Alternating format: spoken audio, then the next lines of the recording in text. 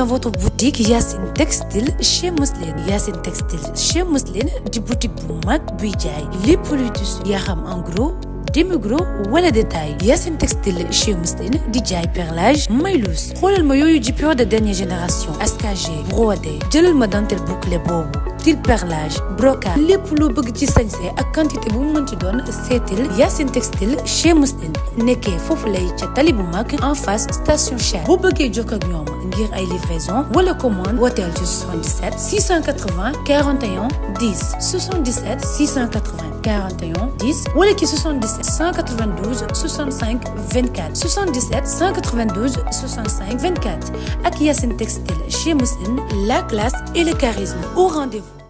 internet wala internet yu Sarci TV nuyu nañ leen ziar leen jox leen ku nekk seen wàccuwaay di leen dalal ak jàmm ci seen beneen numéro muy entretien ak comme niñ koy defee rek mu nekk émission bi nga xam ni dañuy waxtaanee lépp loo xamante ni ci actualité la ak gan bi nga xam ni moom la ñuy dalal tey ñu dalal ki nga xam ni mooy suñu papa suñu tonton di Assane Gueye. Je rappelle que moom mooy coordinateur des acteurs de Thiaroye-sur-Mer. Papa nuyu naa la ma bàyyi nga nuyoo ak mbokki internet yi ñuy seetaan. ñu ngi lay fay soxna Amina ñu ngi aussi nuyu seen mbokku internet yëpp ñuy déglu ak di ñu seetaan à travers l'internet donc di leen jaajëfal ci occasion bi ngeen ñu may ñu waxtaanee li nga xam ne nekk na aussi actualité sénégalaise. D'accord ci actualité sax ci la ñuy wëy ñu gis ne rek mercredi bi ñu génn amaloon ngeen li nga xam ne moo di ab doxum ñaxtu daal di génn ci li nga xam ne moo di route nationale bi baare li nga xam ne moo di tali bi ñu gis ni tamit ñi nga xam ne ñoo di ay forces de défense et de sécurité aussi teewoon nañ ci boobule mbir ñu gis ay pneu yi ngeen taal ak entre autres lan mooy li nga xam ne moo leen naqari.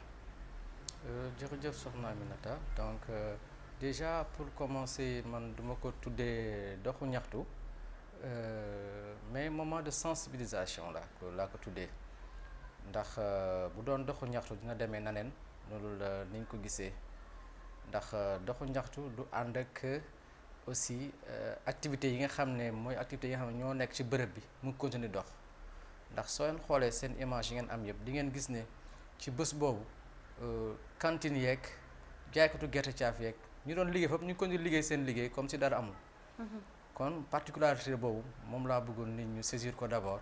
pour xam ne activité la boo xam ne àndul ak benn violence àndul ak li nga xam ne ñuy xam. donc taal pneu bi. def sensibilisation moo ci yegg. moyen d'expression bi. moo ci yegg. kon nag li nga wax mooy lan moo ko waral li ko waral mooy loo xam ne dafa fees tuuru ndax injustice boo xam ne dafa yàgg di jaar ci la commune de Thiaroye-sur-Mer ñu koy dund ba mu dem amatul nag fu mu yem mbir mi tuuru ndax dañoo nekk ci benn projet bu ñuy wax projet de dépollution de la baie de Hann mi projet bu yàgg nag ci projet bi nag ñu waxtaanoon ci ak kilifa yi nga xam ne ñoo ko yor ak aussi état du Sénégal ba mu amoon benn dëng-dëng bu ci amoon ñoom ñu joon engagement dañu koy jubbanti dëng-dëng bi booy ci biir projet boobu dañoo am financement pour joyanti la commune de Hann Bel-Air muy restructuration mais aussi ñu restructurer la commune de Mbao.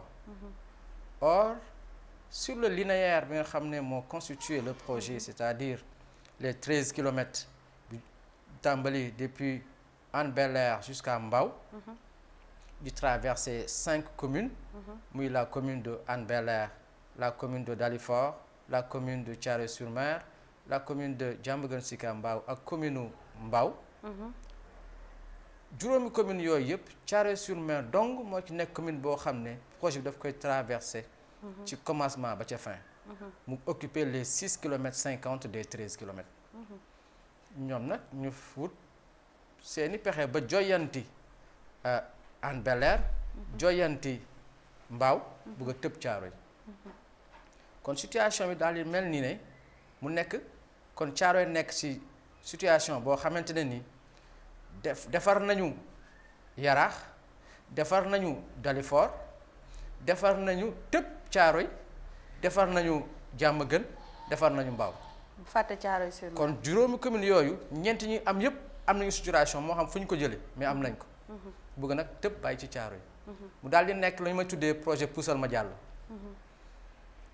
projet Puusal ma jàll mooy ñoom dañuy ñëw rek xaalal seen yoon def leen neex dem seen yoon bàyyi la fa te yooyu projet rek nag moom la Caaroy dund effectivement donc bii dafa ñëw projet bu dollee ko parce que am na beneen projet bu mel noonu ci projet Puusal ma jàll yi muy projet Pikine irrégulier sud 1 ak 2 te la commune la plus au sud de Pikine c'est Thiaroye-sur-Mer ndax moom mu nekk ci bërëb bi nga xam ne au sud mu recevoir ndoxu commune yi fa nekk yëpp Thiaroye Géej la ñuy jaar ñoom ñëpp nag amul exception Thiaroye Géej seen ndox di jaar mais projet boobu Thiaroye Géej amu ci dara lu may rek ñu xayal ko mu jàll mu dem yooyu yëpp nekk ay injustice yoo xam ne su ma ko doon lim fi tey jot doy na émission bi ci nag askan bi ne ba jum kanam nag borom a koy fajal boppam parce que li Caaroy defal mais ñaata Sénégal at loolu yëpp duré na ñaata at man su ma par rapport ak par projet yi nga énuméré que li nga xam ne moo di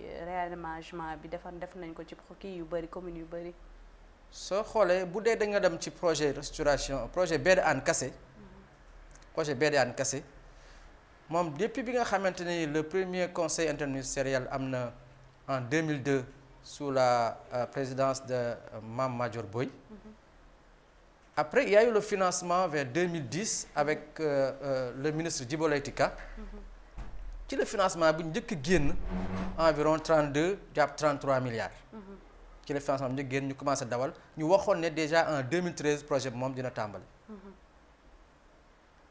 mais kon boobu ba léegi kon jàpp nañ ne projet mi ngi tàmbali mi ngi dox donc bien que projet bi dafa gudd yoon rek mais mi ngi dox waaye bu dee jafe-jafe bi nga xam ne mooy ñàkk wekk ñàkk jox considération Caaroy loolu Caaroy daf ko mës a dunde bien que Caaroy nag mooy su ma sañee di wax ne commune bi nga xam ne mu ëpp lu mu jox suuf si Sénégal si Dakar à l'État ndax boo fàttalikoo ci histoire Caaroy Géej mu ngi tàmbale woon fii nekk tey stade Léopold Sédar Senghor ba jàpp Mbao kon suuf soosu yëpp waa Caaroy Géej ñoo ko moomoon kon ñoom à chaque fois que état bu soxlaa dara ñoom dañ ko daan joxe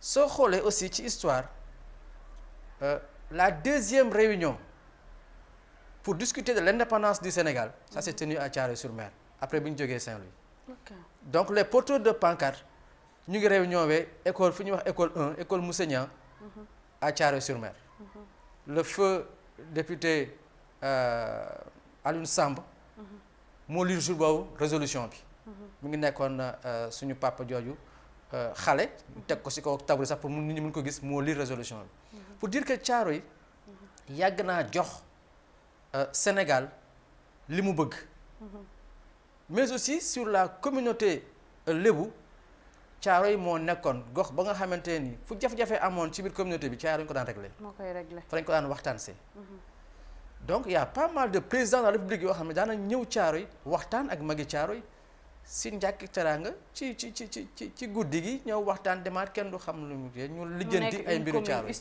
c'est une commune historique traditionnelle culturelle sur tous les plans et même religieuse même sur les plans religieuses toutes les confréries am nañu wan ak Caaroy toutes les confréries am nañu wan ak Caaroy kon wax nañ sax ne maam Cheikh Ahmadou Bamba bi muy dem Ndar wutiir bi ko yeggalil voyage bi ab waa Caaroy moo ko jox kon te soo ñëwee Caaroy boo waxee waa Laayeen daanaka Caaroy yaakaar naa Laayeen mooy seen wanag bi ma jàpp ne wanag bu mag la soo ñëwee tamit ci waa kër sëñ Cheikh El Hadj Malick Caaroy aussi am na fa cër boo xamante ni kenn mënu la wax ne ba am na fa ba fi nekk ni tool boo xam ne ko tuddee tool sëñ Babacar dañ ko daan bay chaque at lañ see jëlee mënuñ daan yóbbu Tiwaawan donc sur tous les plans boo jël rek am na histoire et même sur le plan géographique Thiaroye-sur-Mer bu Dakar doon bopp Thiaroye mooy bakken bi nga xam ne moom la Dakar di noyyee. ndax à chaque fois que Dakar étouffé.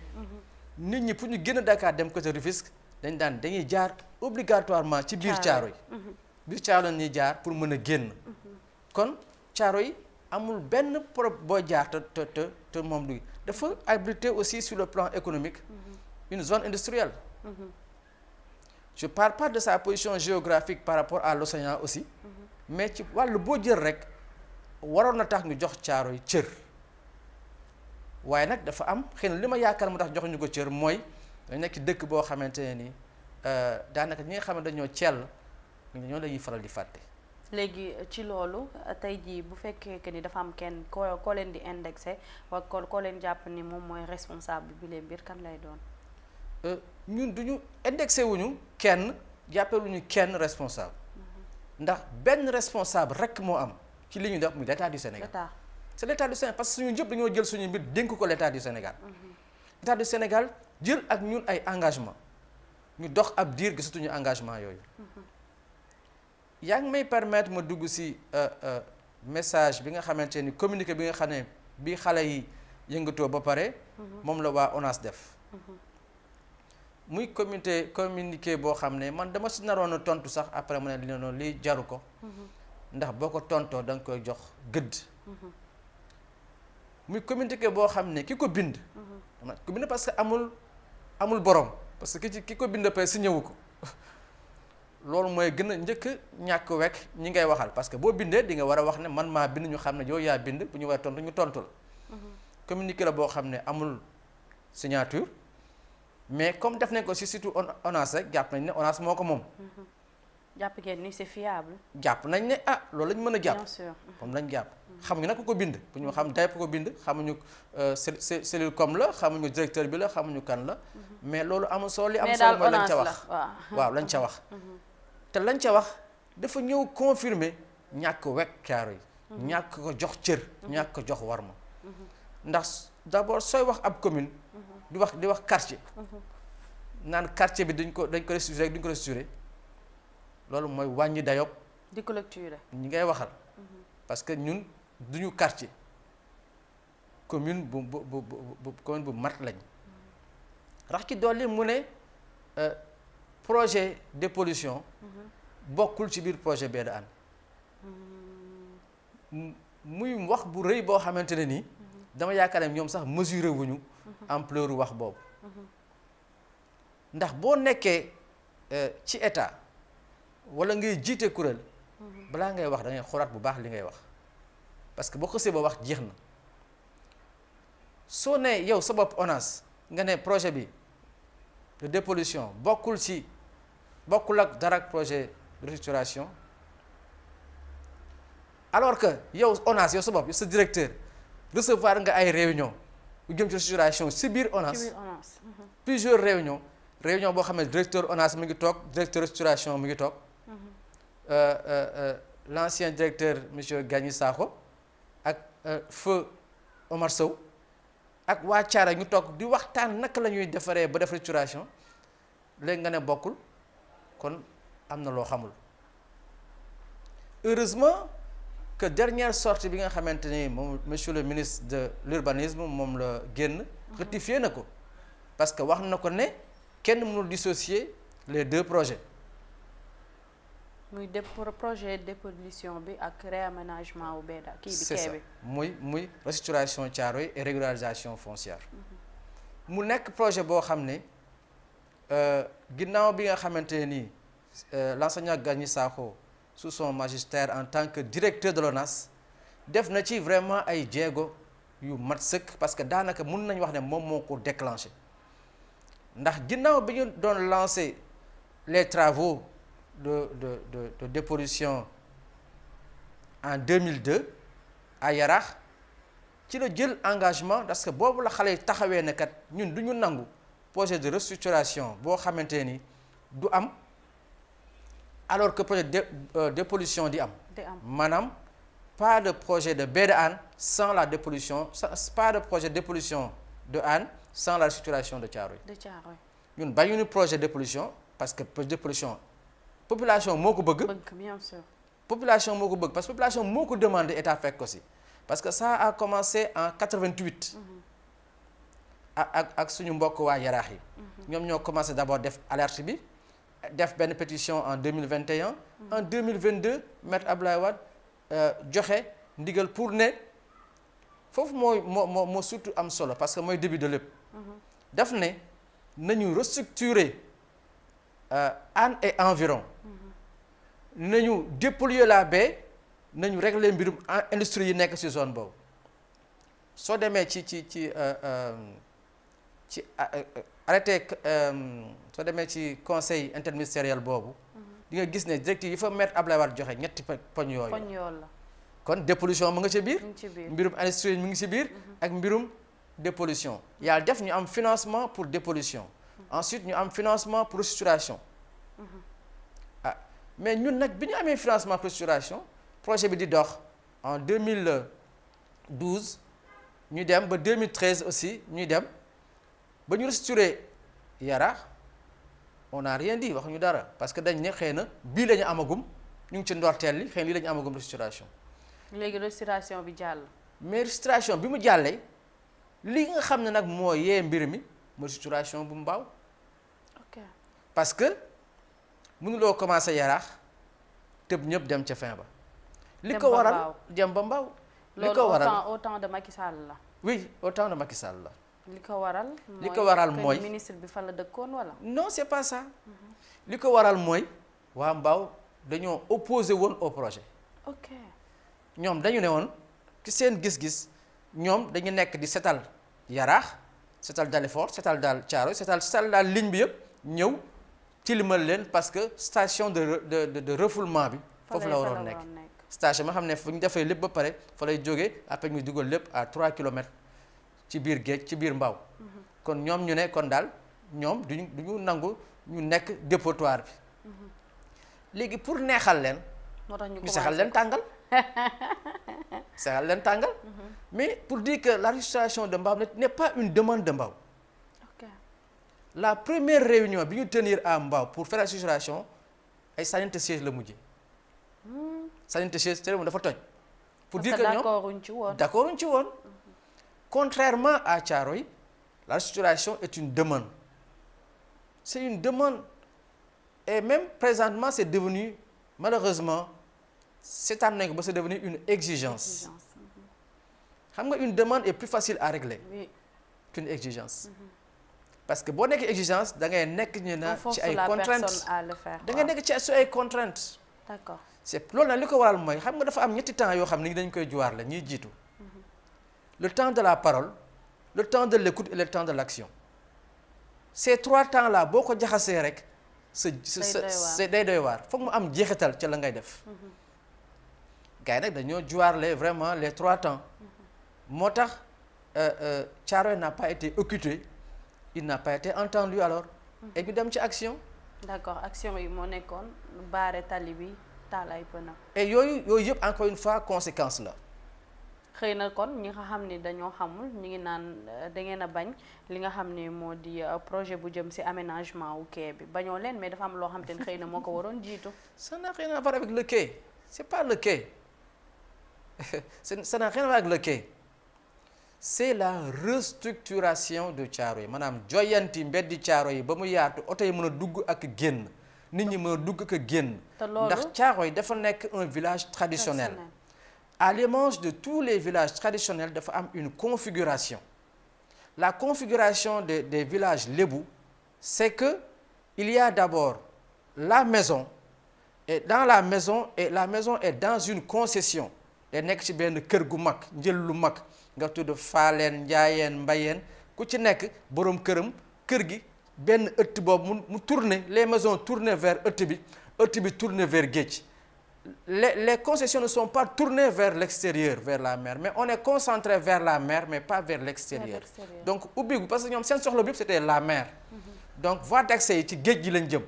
et loolu c'est par rapport ak ëtt bi mooy am bunt bu jëm géej buntu yi yaatu yëpp géej la ñuy féete mais buntu yi jëm ci ginnaaw. ci yooyu wanag jëlañ jëm donc wala jaar fa pour dem tool la doon donc c'était pas de grande rue am na rek ay axe yu ñu génne soo demee Thiaroye ñu gis ay 2 ou 3 axes grands axes yoo xam ne ñooy grands axes yoo xam ne fa nit ñi di daan jaar.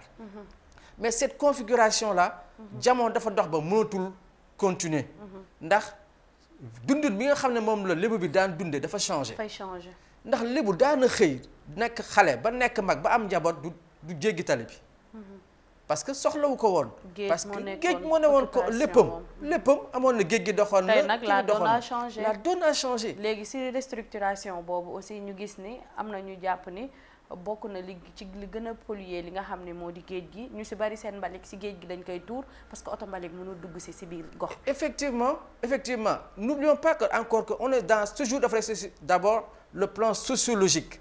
on a dit que ki dëkk biir géej moom léppam géej la ko féete. que ne moom dafa orienté vers la mer donc géej moo ne woon tuurukaayu mbalitam moo nekk léppam. activité économique activité sportive toutes les activités se passaient à la mer. c'est toutes les activités c'est au-delà même de cette li nga xam ne moom lañ dund tey nga xam ne évolution la. mais moom léppam géej la woon sa vie c'était se résumer à la mer. maintenant il faut que ñu comprendre d'abord cette sociologie là mooy parce que moom mooy base bi. et que maintenant avec science bi wane na ne fi mu nekk nii parce que bu yàgg ba au-delà de Thiaroye ñëpp dañoo jàppoon ne géej yaatu na yaatuwaay boo xam ne loo ko def rek moom antal na ko. alors que maintenant ça fait am ay effets de pollution. mais ça c'est un problème mondial. maintenant tuur mbalit meeg tuur ndox yeeg yooyu yëpp dafa participer à la pollution. ce n'est pas le seul élément de pollution mais dafa participer à la pollution. et que malheureusement aussi avec la configuration de Thiaroye ñun lépp lu ñu xam ne moo fa jaar comme pollution Hann Bel-Air la jëm. c'est avec les effets de la courantologie. qui fait que loo fa tuur foofu la jëm. alors que là-bas aussi nañu ñëw waa mbokk waa Hann Bel-Air nañ ñu baal mais foofu aussi ay borom daraja ñoo fa dëkk. mais aussi soo xoolee foofu tubaab yu bari foofu la ñu dëkkoon. côté Marinas donc amoon na ay mbirum ñi nga xam ne ñoo def ay équitation. ak mbirum ñu yor voile yeeg yooyu yëpp zone potentiel touristique bu am solo moo fa nekkoon. kon lii bu ñëwee dafay yàq foofu. léegi nag suñu bëggee ñoom ñi nga xam ne ñoo xalaat projet bi dama yaakaar dañu xool bu baax. ndax soo restructuré Yaraax restructuré Mbao bàyyi Thiaroye waa Thiaroye amuñu fu ñuy tuur seen mbel ñu continuer di tuur mbel ci géej gi mbir mi yëpp fa nga defoon. day yàqu loolu xaalis la boo xamante ne ni dañ ko sànni. loolu moo tax loolu rek waroon tax waa Sénégal gi yëpp waxuma waa Thiaroye waa Sénégal gi yëpp taxaw ci loolu ndax xaalis bi nga xam ne dañ koo leb. ngir defar ko. xaalis Sénégal bi yëpp la. d'accord soo ko dépollué ba pare mu continuer di polluer wu loolu yàq xaalis la. kon la bataille là doit être au-delà de Thiaroye une bataille nationale. d'accord pour ñu yaxanal koom-koom bi nga xam ne mooy koom-koomu askan bi. kon loolu aussi il faut que nit ñi bañ ko perdre de vue. d'accord mu nekk loo xamante ni am na solo mbokk internet yi je rappelle que yéen a ngi suivre seen émission entretien ak comme ni ma koy faral di waxee mu nekk émission bi nga xam ni on parle de l'actualité de manière générale tey ñuy wax jafe-jafe yi nga xam ni jamono ji commune bu Thiaroye-sur-Mer ñu ngi koy dund ñu dalal fi ki nga xam ne moo di Assane Gueye je rappelle que moom mooy coordonnateur des acteurs de la commune de Thiaroye-sur-Mer Assane ñu gis ni ba tey rek lu jëm ci wàllu Thiaroye-sur-Mer jafe-jafe yi bëri na dañ fay nemmeeku aussi lu mel ni lu jëm ci wàllu foncier bi loolu tamit beneen problème la au-delà de li nga xam ne moo di restructuration bi. waaw effectivement wàllu foncier mun nañu wax ne am na fa amu fa am na fa parce que c'est un village traditionnel. li nga xam ne ñooy kër yi ak terrain yi amuñu kayit titre boo xamante ne nii. titre de propriété amuñu ko te loolu projet de restauration daf ko war a joyanti parce que après c'est un projet de restauration et de régularisation foncière ñaari ñoo war a ànd loolu moo tax projet bi am solo c'est un village traditionnel donc yu ci bëri c'est des actes coutumiers ñoo ko régir loolu dañ ciy am jafe-jafe comme des fois sax dañu am benn kuréel bu ñuy wax les frères Thiaroye ñu autorité coutumière yoo xam ne dañ ci am di souvent jafe-jafe yoo xam ne dañuy atte jafe-jafe yu demee noonu mais Thiaroye amatul suuf yu mag yoo xam ne vraiment dañ koy xëccoo léegi comme dans les villages comme ce qui s'est passé à Ndingler ou ce qui se passe à Mbane ou ailleurs mais li ñuy am rek fii c'est peut-être de petits lopins su ndaw wala ay kër wala ay peut-être ay ndonn yooyu mooy am ay jafe-jafe mais souvent yi ci am problème yëpp yàlla may nañu am nañu kuréel bu ñuy wax vraiment les frères Thiaroye bu ñëwee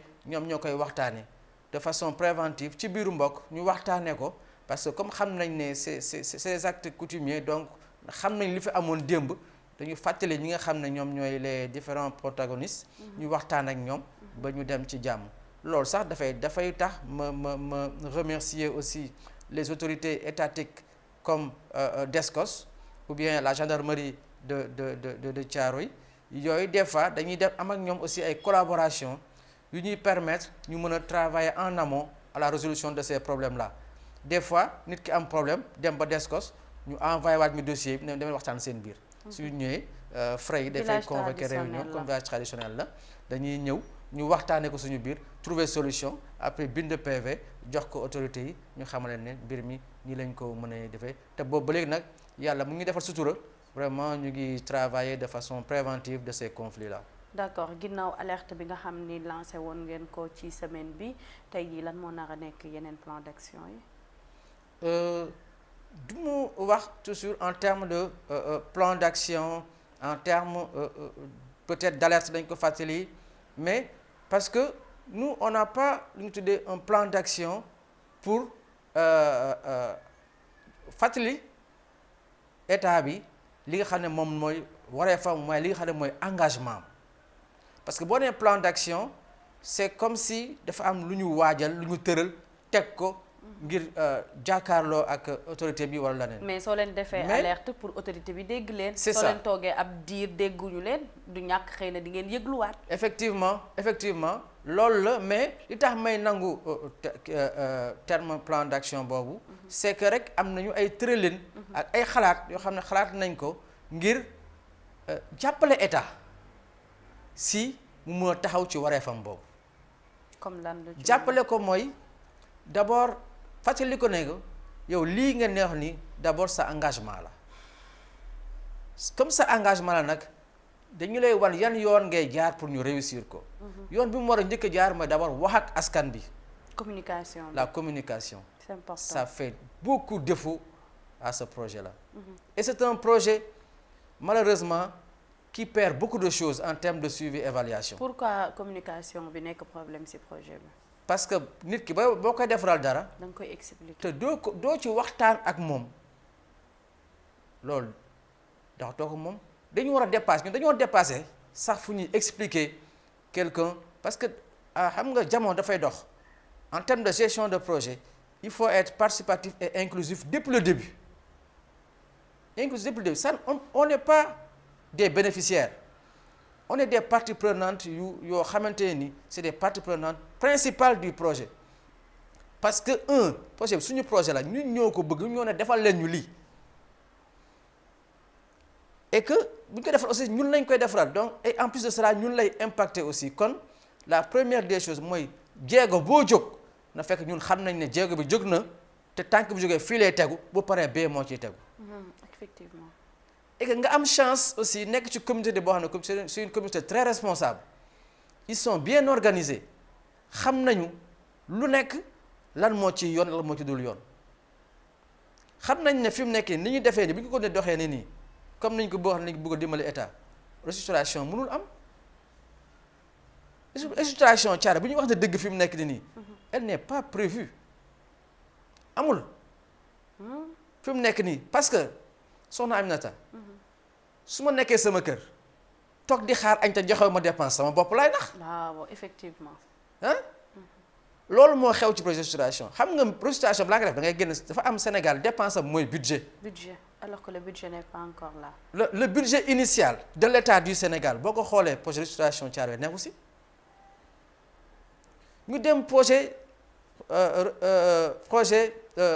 de finances rectificative pour gën ko méngale ak ñoom li ñu bëgg a doxale ci dépense su kër gi bu fekkee da nga njëkk a joxe dépense da nga joxe dépense pour añ reer ndekki nga ne kat joxewu ma dépense bi kat dama ko yamale ci ñaari nit waaye attention am naa juróomeel nit buy ñëw da nga war nga damay rectifier waaye nga rectifier pare boole woo ko ci waat encore. mu nekk peine perdue. kon boole wuñ ngi si ba léegi. kon jàpp ngeen ne est-ce que boobu les projets jamono ji nga xam ne boolewuñ leen ci pour ñu réaliser ko dina yomb. fi mu nekk nii bu ñu ko yamale mbir bu yamoon tey nii projet bi du am ñu baal ma ci li ma directif mais dañuy xam nga dañoo nit ñi dañu wax ak ñoo xam ne xam nañu lu ñuy wax parce que ku topp projet bi depuis le décret en 2002 ba léegi nga di ko topp am na loo ci xam. mais aussi dafa am yoon. dafa am yoon. xam nga si on n'a pas un bailleur qui est prêt à financer la structuration. Si l'État ne met pas de l'argent pour prendre en charge les impenses, le projet du mus a am. Projet bi fi mu nekk nii def nañ recensement yi. def nañ toutes les études qu'il faut. avec l'appui du directeur du feu Omar Sow. en présence du directeur Lansana Gagnick Sakho. Toutes les études ont été faites toutes les études. dem nañu ba xam ñaata kër bu ñu waroon jóge fi tam ñaata kër la ñuy yëkkati. marqué nañu leen te marqué boobu sax bu dem ba nekk léegi épée de Damoclès bu tegu ci kaw askan bi. parce que di nga gis koo xamante ni du mën a defar du mën a jékki-jékkilaat. parce que du mën a jékki-jékkilaat du mën def dara xamoo diir bi kañ la. xamoo kañ la xamoo li ngay ñëw. loolu tamit beneen te mu ne la doo bouger. teg sa kaw jaasi boo xam ne la bul bouger yow taxawal rek. te yaa ngi bëgg a defar jaay sa kër tamit doo soo bëggee jaay doo mën soo bëggee defaraat doo gën. parce que ñenn saa yi nit ñi dañuy xat bëgg a yokk seen kër yi duñu ko mën ci loo xam ne nag xaw ma kañ la. léegi est-ce que alerte kon bi ngeen lancé am na sens d'autant plus que jàpp nga ni bokkul ci li nga xam ne moo di budget wu état bu Sénégal boobu mooy dul. foofu la amee sens nag foofu la amee sens pour fàttali xam nga un état c'est la gestion en Afrique sax la en général c'est uniquement la gestion des urgences. état day toll foo xam ne ne day mettre en urgence tout simplement. Et on a tendance à oublier malheureusement ñenn ñi nga xamante ni dañoo tekkaaral te Thiaroye dafa nekk dëggam dafa tekkaaral dafa dal dafa tey donc ay problème am du ko def ci ak xët-xët. et ça lui porte préjudice. l'état dafa lay mujjee fàtte. c'est d'où l'importance xale yi nga xamante ne ni nag ñoom dañu ne attends mag ñi bu ñu leen bàyyee ki seen négociation seen kii yëpp. ñun suñu avenir dañ koy hypothéquer parce que dara gënul metti nga am wéjur bu feebar doo ko mën a génne ko teg ci chaise pour que di ko génne. loolu humiliation bi mënu koo yaatu nga am ku feebar aussi taxi mënul dugg. non taxi jàkk non seulement waxuma taxi mënul dugg mais ñaar nit mënuñu ko jàpp génne ko laa la wax dañ ko teg ci chaise pour génne ko mënoon ko jàpp génne ko dañ ko teg ci chaise pour ngeen jàpp chaise bi génne. il arrive sax nga teg sa wéjur sa kii ci chaise di ko génnee chaise ba damm mu far daanu. la situation est critique. non ça ce n'est pas de l'humanité ce n'est pas de l'humanité il y a rien qui puisse expliquer que qu'on ne restructure pas Thiaroye il y a rien amul ci benn poñ je défie qui que ce soit l'expert le plus fort au Sénégal mu wax ne Thiaroye war nañu ko restructurer ndax lii et puis. li nga xam ne moom mooy lu tax moo xam ne ñëwaat ne Thiaroye nga xam ne gars yi dañ ko jox te des gëdd. si on fait la structuration si on fait le projet de dépollution de la baie de Hann. sans restructurer Thiaroye. Thiaroye ne pourra pas se brancher dans ce réseau-là. ah bon? non ce n'est pas possible. techniquement ce n'est pas possible. et en ce moment on dira que sama gars yi techniquement mu leen ci bokk parce que yéen. vous êtes ci fi ngeen nekk vous êtes trop bas ensuite vous n'avez pas la canalisation ne peut pas passer parce que des ruelles d'environ 0,50 centimètres foofu tuyau mënu fa jaar. donc d'office ils vont nous éliminer sama mbokk mi nekk Faaleen mbaa Ñànge mbaa feneen kii kooku il ne sera pas pris en compte par ce projet là. or bu ñu waree fay rembourser xaalisam da ciy dem. effectivement. pourquoi loolu ana équité bi. ana égalité. il faut ñi nga xam ne ñooy gérer projet yi ñuy xam ne askan bi nekkatul askan boo xam ne xamatul dara xamul dara da ngay def loo neex ñoo def loolu. ci looy def da nga leen ciy boole. da leen ciy boole parce que ñoom dañoo am nañ ay xam-xam. ba pare acteurs yi aussi ñoom ñi nga xam ne ñoom ñoo nekk ci terrain bi des fois ñoom ñoo la naan lii soo ko defee nii lay jaaree parce que c'est des personnes yoo xamante ni ñi ngi dund situation bi. Effectivement, c'est des gens qui ont vécu les situations et qui souvent ont cherché des solutions avant yow nga ñëw. d'accord mu nekk loo xamante ni am na solo ginnaaw bi loolu autorités yi est-ce que am na ñoo xamante ni jot nañ leen saisir pour waxtaan. ba fi mu nekk nii autorités yi jotuñu saisir pour waxtaan loolu aussi déception la ci pour man ndax pour man bi nga xam ne kilifa yi dégg nañ ne waa Thiaroye ñu ngi yëngatu rek la première chose à faire moo doon donte bu ñu fi newul wala amuñu jot wala nangam ak lu mënta au moins ñu jël téléphone woo ci kilifay Thiaroye yi waxtaan ceeg ñoom parce que kat mbir mi bu si kilifa yi magu Thiaroye yi teelu woon jóg mën na gën a dégénérer parce que xale yaram dafay tàng detam dafay tàng dafay am toujours moom ni muy façon de voir ak façon de résoudre ses problèmes dal ak tekk ak tey nga xam ne mooy am ci mag moom du ko am. léegi nga jàpp ne autorités yi dégg nañ leen mais dañ leen a faalewul. man loolu laa jàpp parce que bu benn autorité ñëwee di wax ku toll autorité ONAS nga xam ne yow yaa yor projet bi nga ne Thiaroye bokk si loolu dafa dolli diwlin ci tàkk-tàkk bi loolu dafa coow bu amee sax yow bu fekkee ne mënoo koo fay da ngay noppi. parce que y a une communication en période de crise. da ngay noppi y a une communication de crise soo ko xamul da ngay noppi moo gën léegi yëgal nañ ma ne le responsable du projet bu baie de Hann bi moom dina ñëw Thiaroye rencontrer l'institution municipale altine kon loolu mooy seen jéego dégg naa ci rajo bi aussi ministre bi mu wax ne projet de structuration bi moom ci ak dépollution ñoom ñaar kenn mënu leen te loolu encore une fois kenn mënu leen dissocier loolu pourtant il a raison.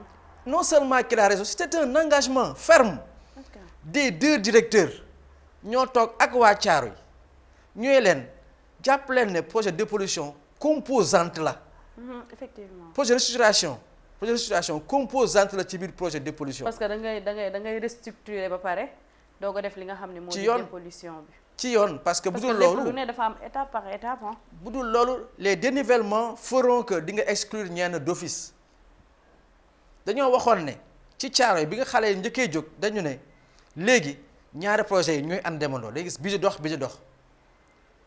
jusqu'à un passé récent c'est-à-dire avant les élections loolu moo amoon ñaari projets yi ñu ngi doon ànd di dox mais depuis qu'il y a eu le changement nouveau gouvernement parce que avec le nouveau gouvernement il y a eu un changement sur toute la ligne parce que au niveau de Thiaroye le maire a changé au niveau de l'arrondissement le sous-préfet a changé au niveau du département le préfet a changé le gouverneur a changé au niveau de la région le ministre a changé je ne sais pas combien de DG sont passés bien sûr ak combien de chefs de projet ont changé 2002 ak léegi dafa yàgg oui donc il y a eu beaucoup de changements mais je pense que on a donné du temps aussi aux nouvelles autorités pour que au moins ñu waxtaan ak ñun parce que on a essayé de rencontrer monsieur le ministre de l'urbanisme Balla Moussa Fofana malheureusement jotoo leen ko on a rencontré son directeur de cabinet il n'est pas venu ce jour-là parce que il nous a invités jour conseil des ministres loolu aussi lu may loo xam ne rafetlu ma ko personnellement parce que yéen tutelle bi ngeen bëggoon wax personnellement non parce que ki ngay jël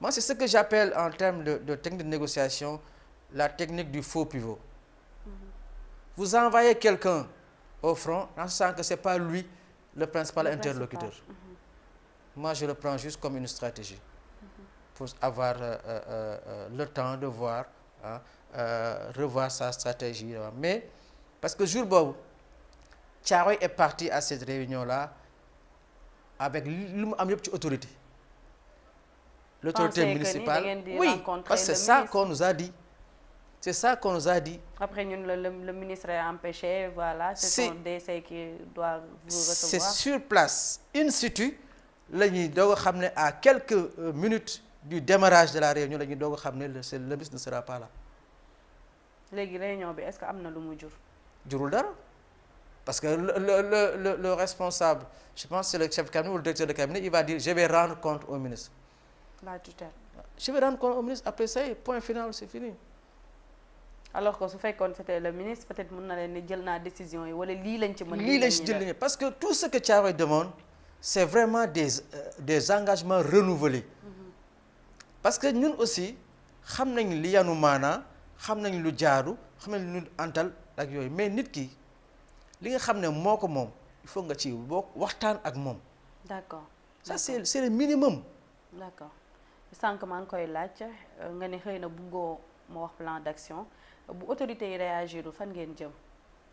ça nekk na mbir moo xamante ne ni mënuma la wax tey. lii la ñuy defaat lii moo ci jëm après. Parce que ñun suñu position nous en tant qu'autorité parce que nous on est des autorités. Il y a les autorités qui ont une démarche réfléchie une stratégie pour arriver ak li nga xam ne moom mooy defar suñu dëkk pas yàq suñu dëkk. Alors que toute action de violence peut créer yàq dëkk. Donc Thiaroye ne s'inscrit pas dans la violence. Mais il y a aussi une partie de la population aussi qui, frustrée, veulent exprimer cette frustration à leur manière. te yu day na ma xam ne dootoo mën a gérer loo xam ne gérer woo ko mënoo wax ne fii la ñii fii lañ jëm après. surtout tamit dafa nekk un combat boo xamante ni. les légal jeunes sont devant. et légitime ñoom ñoo aussi jeunes yi aussi ñoom porté wu. combat les jeunes boobu. sont devant à partir d'aujourd'hui à partir de maintenant les jeunes sont devant ils ont pris leurs responsabilités. Les autorités sont entrées c'est-à-dire su ma nee autorité mooy mag ñi ñu ngi leen di jéem a cadrer ñu ngi leen di jéem a encadrer pour bañ ñu def yenn yi mais encore une fois cin bu feesee bu baxee yenn bax yi teg ci sa loxo terew ko mu tuuru. day tuuru. ala kulli haal day tuuru. moo tax ñuy woo état di leen alerter quand nous avons rencontré la commission développement durable et transition écologique de l'Assemblée, nous les avons dit, aidez-nous à retenir la jeunesse. Bala dara di am xoddeeku balaa ngay lakkale. bu ñu bàyyi ba ay jafe-jafe am ñuy doog a jóg. parce que on les a dit que nous avons toujours retenu la jeunesse en les expliquant toujours que nous sommes dans une nouvelle ère.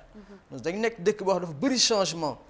nañu déglu may kilifa yi ñu waxtaan ci ki nii mais waxtaan boobu moo amul boobu ba léegi. mais tey jii loo xam nga lu ñuy wax rek gox bu ne am na koo xamante ni moo ko jiitu Thiaroye-sur-Mer am na njiit mooy le maire de la commune est-ce que moom tamit mi ngi ci combat bi. Je vais dire le maire est au premier plan du combat. Pourquoi? Parce que le maire d'abord avant muy nekk maire la doon xeex pour que Thiaroye jot restructuration. El Mamadou Ndiaye. El Mamadou soo xoolee en 2021 on a fait une sortie su ma juumee c'est le 5 mai 2021 mais El Mamadou était ci premier rang la nekkoon di nekk en face avec les forces de l'ordre dañ ko doon téye sax moom balaa moom muy dem ci kaw force de l'ordre yi pour dire que donc déjà en ce moment-là mu ngi woon ci xeex bi maintenant aussi daanaka plateau boobu boo dem sax fekk ci maire muy wax l'urgence de la situation mais ça n'a pas commencé avec le maire El Mamadou le maire Ndiaga Niang aussi qui est son devancier a aussi travaillé pour que Thiaroye soit restructuré moom depuis si je me trompe pas aussi depuis 2006 il a contacté la fondation Droit à la ville et fait des démarches pour que ñu mën a am vraiment une restructuration de Thiaroye mais yooyu yëpp boobu ba léegi joyantigul le nouveau directeur de l'urbanisme et son équipe a estimé la structuration de Thiaroye à environ 19 milliards. 19 milliards est-ce que état bu Sénégal jamono ji yor nañ ko nee nañ. c'est problème wax nga wax ji moom mooy li ma wax sànq est-ce que xam nga 19 milliards pour un état normalement du dara. Effectivement. mais da nga nekk ci jamono ji. donc c'est le contexte mais xam nga un contexte on le gère. Oui. Et on gère ceux qui sont dans le contexte pour que le contexte défavorable ne crée pas des mbir yoo xamante ne ni dafay gën a aggraver li nga xam ne moom la askan bi dund. wala mu jur yeneen mbir yoo xam ne sax yow dootoo ko mën a gérer. xam nga dëkk bi fi mu toll nii dafa soxla dal.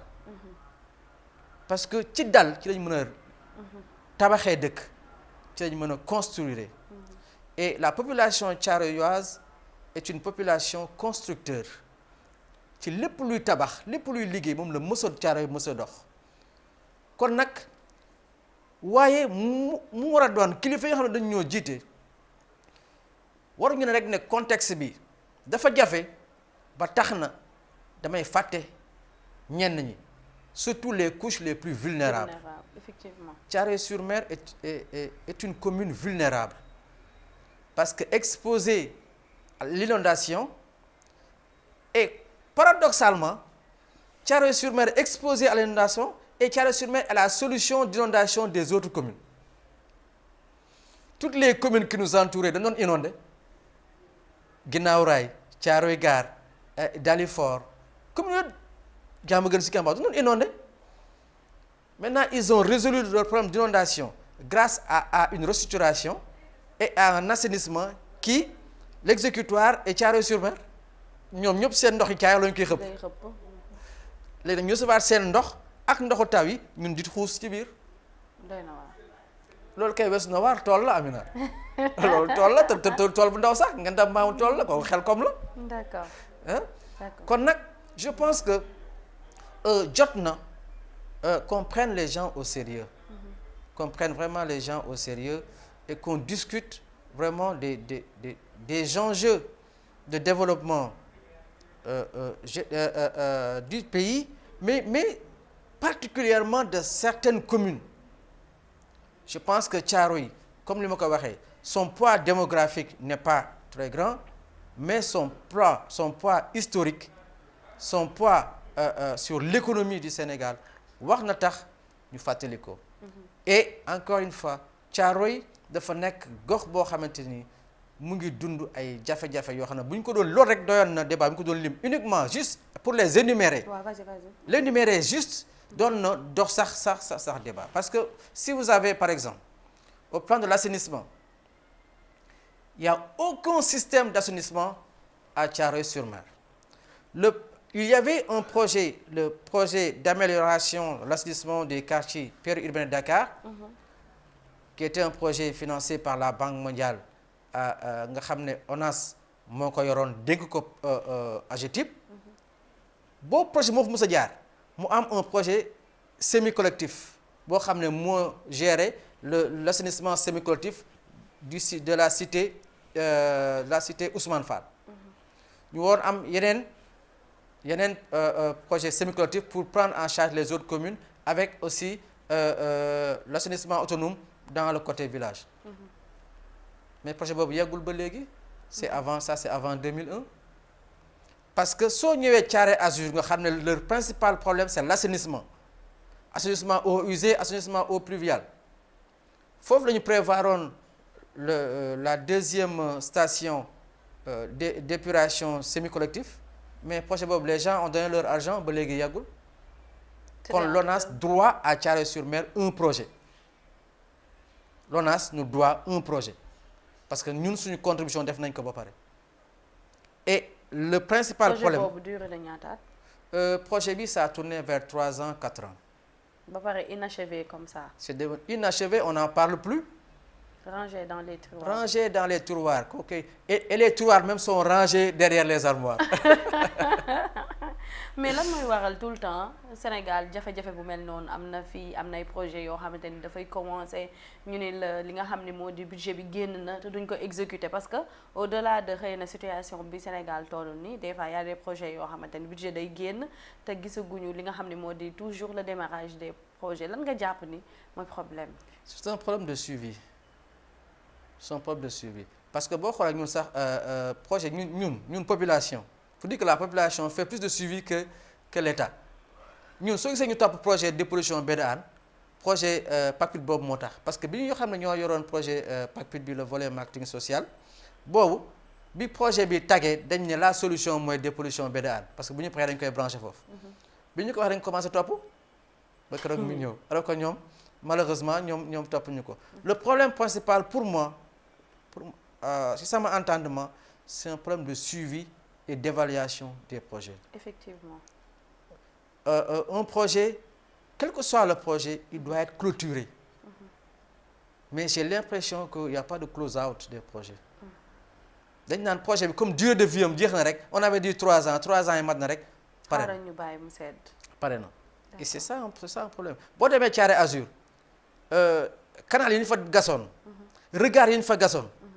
c'est ñenn ñi ça crée des problèmes parce que l'eau continue à circuler au niveau de la nappe des fois di génn ndox bi ci seen saal yi dañoo ko mujjee fàtt. donc c'est de l'investissement qu'on a enterré. Est-ce que loolu moo tax dëkk jëm kanam. Est-ce que loolu moo tax que ñu résoudre problème yi investir ay milliards après du féete fenn. du féete fenn je pense que il faut que nous revoir nos façons de faire. D'accord. Ça c'est juste le problème assainissement du ma ñëw sax ci ñi nga xam ne ñoo nekk côté géej nga xam ne ñoom lépp lu ñu am rek mooy tuuri géej ils n'ont que cette solution là tuur géej rek la ñu am. après géej gi rejeté waat. Après géej gi rejeté non seulement géej gi rejeté ko mais il y a la pollution marine qui est là. Avec toutes ses conséquences économiques, conséquences sociales, conséquences sanitaires, etc. su loolu rek du ma ko doon lim tey du ma fi jeex. Vous savez que man jàpp naa ne si cette pollution là bokk na ci tax xam nga dans la vie tout a un lien bokk na ci tax suñuy wax immigration clandestine man jàpp naa ne pollution marine bokk na ci li tax parce que quand la mer est polluée ci bokk na ci conséquences yi jën dafay ñàkk. bu jën ñàkkee nga xam ne moom loolu doon dundal dina mucc la nen te comme cette personne là elle a l'habitude de voyager xam na yoon bi fa mu jëm sorewul ci moom dellu fa du dara ci moom nii nañ ko tuddee xaru mais du xaru ci moom ma jël sa par exemple sama mbokk pël sama mbokk pël yi sama maam yi xam nga ñoom la notion de distance c'est pas loin lu gudd bokkul pour ak yow sa notion de distance parce que pël bu nee fii la rek fii non loolu sorewul fii rek la jàppal ne fële la parce que moom jàpp na tàmm na dox bi min nañ yoon c'est la même chose ngay transférer sur le pêcheur qui a l'habitude d'aller dans les autres pays dem ñëw ci moom tamit pour moom aussi dem fii ak fële c'est de la mer à boire ce n'est rien du tout c'est pas la mer à boire c'est rien du tout pour moom jóge fii jóge ci gaal dem Maroc jóge ci gaal dem Gabon jóge ci gaal dem Guinée pour moom c'est son quotidien. D'accord. soo demee ci projet Thiaroye-sur-Mer elle est traversée de long en large par les chemins de fer avec son lot de risques et de dangers produits yi muy tour tout le long des rails xëy di foo ci raay bi mën nañ ki sax lekk les produits. mais l'implantation aussi des industries. L'implantation des industries nañ dem ba ma dama wax ni ñoo ñëw benn c'est une zone industrielle mais une zone industrielle non qui n'est pas délimitée.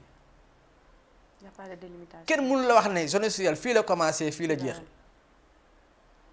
mbir dañoo duggante te zone industrielle boo xam ne gërëñu ñu dara nous on a plus d'une 50aine de sociétés à Thiaroye yoo xam ne gërëñu ñu dara lu may feesal suñu suuf parce que mais quand ils n'occupent pas la population parce qu'ils ne nous servent à rien ils ne nous servent pas ils ne nous donnent pas des emplois la jeunesse thiaroyoise ne travaille pas dans ces sociétés boo fa dem gën ngaa bëri di nga ñi fa am ci ay Thiaroye di nga fa compter tu peux les compter sur les doigts de la main. Ah bon? Sur le plan RSE n'en parlons pas parce que amuñu culture RSE sax ñi nga xam ne ñoo tane as néew ils ne font pas de la RSE philanthropie la ñuy def maanaam nga am soxla ñu jàppale la ah wala nga am xew-xew ñu ñëw def ci xew-xew bi loolu la ñuy def et c'est pas ça la RSE. D'accord. Thiaroye bu doon rek société yu am nañ ko ñoom rek moo nañu supporter son développement. ñu ñëw ci mbirum découpage géographique. Thiaroye-sur-Mer parmi communes yi nekk foofu c'est la seule commune qui est coincée entre la route nationale et la mer. Elle n'a pas 2 kilomètres de largeur. Soo demee la commune de Hann Bel-Air c'est à gauche et à droite de la route nationale. Et ça soo ñëwee ci sur l'histoire Hann Bel-Air c'est-à-dire Yaraax et Thiaroye dañu musoon taxaloo avec le découpage on a inséré la commune de Dalifort commune Dalifort mu am à gauche et à droite ñu ñëw en face on a délimité pour la commune de Tivaouane Diacksao mais nga ñëw Diamaguène Sicap Mbao on a tout fait pour trouver à Diamaguène Sicap Mbao benn façade maritime donc Diamaguène Sicap Mbao fait presque le double de la commune de Thiaroye-sur-Mer nga dagg ko ñu ne par exemple les Sarr n'appartient pas Sarr n'est pas dans la commune de Thiaroye-sur-Mer elle est dans la commune de Diamaguène Sicap Mbao qui est de l'autre côté de la route nationale. Tous les pipelines de Sarr passent par Thiaroye-sur-Mer avec son lot de fuites presque quotidien. Donc c'est Thiaroye-sur-Mer qui est impacté. Et financièrement c'est la commune de Diamaguène. C'est comme Diamaguène Sicap Mbao qu'on va donner. Donc boo dee bay ba mu di dundee. loolu aussi tamit am na benn coow lu ndaw loo xamante ni juróon na ko entre ñaari communes yi. man tuddee ma ko coow li ñu ko tuddee mooy jubbanti la ñuy xaar ci loolu. Je pense que nous attendons de cet État que mu ñëw Thiaroye pour faire le laboratoire de jub jubal jubanti Thiaroye soog doy na pour exercer le jub jubal jubanti. D'accord. Parce que Thiaroye-sur-Mer lépp la ñu war a jubbanti parce que loolu découpage bi dañ ko war a jubbanti soo amoon fii carte bi nga gis ne carte bi boo ko tegee même ci wàllu esthétique ni ñu découper kii bi sax. rafetul sax ci wàllu kii boo ko xoolee nga xam ne sax rafetul soo xoolee ci wàllu impact suñ doon lim fi tey vraiment soxna Ami du ñu fi jeexal. te temps bi sax je vois que temps bi mu ngi jeex te c'est vrai que li duuf ci nag bi yëpp xagul ci cin lii mais vous me permettrez vraiment de lancer un appel. Bien sûr. À l'État du Sénégal et au gouvernement de monsieur Ousmane Sonko, à l'équipe de monsieur Fofana, ministre de l'urbanisme, que ñu taxaw si le projet de restauration de Thiaroye-sur-Mer, qui est un préalable au projet de dépollution de la baie de Hann. Parce que mënuloo julli gu ñu nangu te jàppaloo. Effectivement. te bu ñu joyantiwul Thiaroye dépolluer toute la baie mënul nekk xaalis la boo xam ne dañu koy jël sànni ko te Sénégal toll na foo xam ne yorul xaalis bu ñuy sànni kon mbir mi nañu ko waxtaanee ñu xam lan la état mën lan la état mënul li mu mënul naka lañ koy defee kañ lañ koy defee ñu toog vraiment waxtaan et que l'acte de accessibilité bi nga xamante ne nii mooy tax ñu mën a jël kër ñi nga xamante ne nii ñoom moom fa ay titre foncier yóbbu fa waa Thiaroye mu war a jeex le 7 août bii nii que monsieur le président mën ko renouveler et que vraiment ñu dugal ci seeni budget yi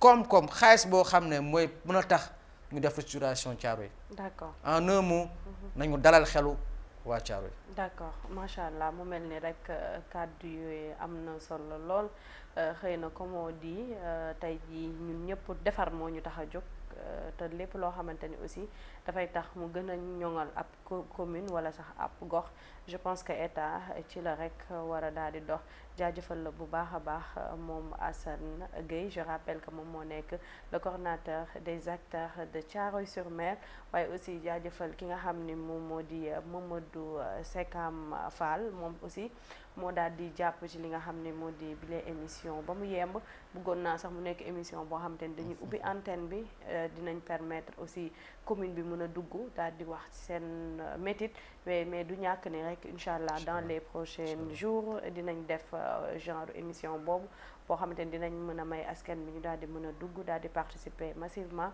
ci li nga xam ni moo di émission bi cant ak ngërëm ñeel na la tonton Assane waaye aussi cant ak ngërëm ñeel na suñu ay mbokk téléspectateurs yi nga xam ni ñu ngi doon suivre seen émission entretien ak jaajëfal bu baax a baax ñi may duppee les hommes de l'ombre di ci jiital Seydina Aïssatou ak ñëpp ñi nga xam ni jàpp nañ ci liggéey bi ba mu yemb nuyuwaat bu baax a baax PDG kër gi di monsieur Sylla daal ci teg ki nga xam ne moo di DG kër gi di Dame Tall mbokki internet yi di leen jox dig daje ci beneen entretien jaa ngeen jëf